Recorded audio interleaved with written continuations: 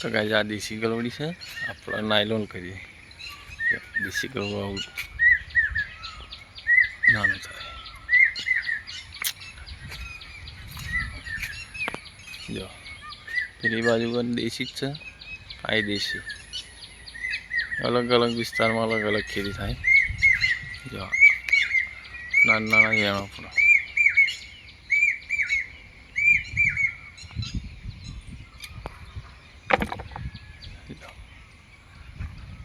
સન મસ્ત કીટડી. આનો ભાવ અલગ હોય, આપણે કરીએ એનો ભાવ અલગ હોય.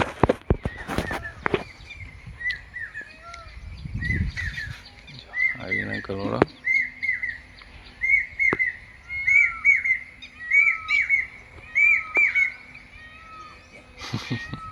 શરમાય બેચારા.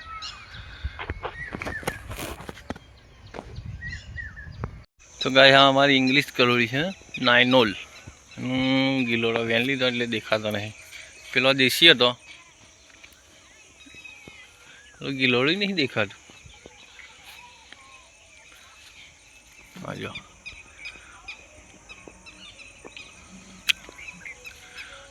થોડોક લાંબો થાય, પેલો ટૂંકો ટૂંકો જ રહે, લીટી વાળો હોય.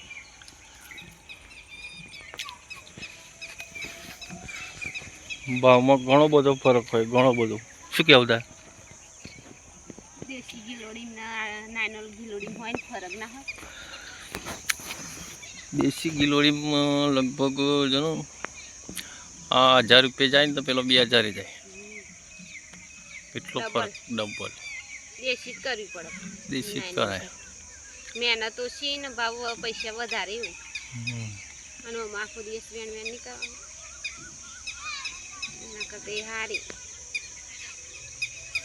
દેશી સારી કે ઇંગ્લિશ સારી? દેશી. ઇંગ્લિશ તો નહીં, વેણી વેણી થાકી જવાય. થાકી જાય તો આજે આપણે નાયનોલ આ રીતના હોય. જો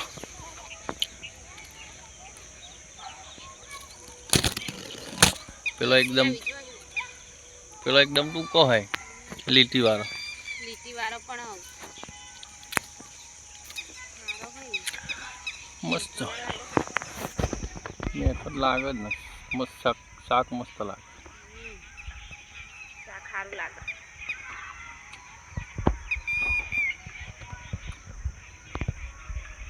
જેને ખાવા હોય લઈ જજો, ફ્રીમાં હાલ દેવાના. 10 કિલો ઓછો નહીં, 10 કિલો હાલ દેવાના.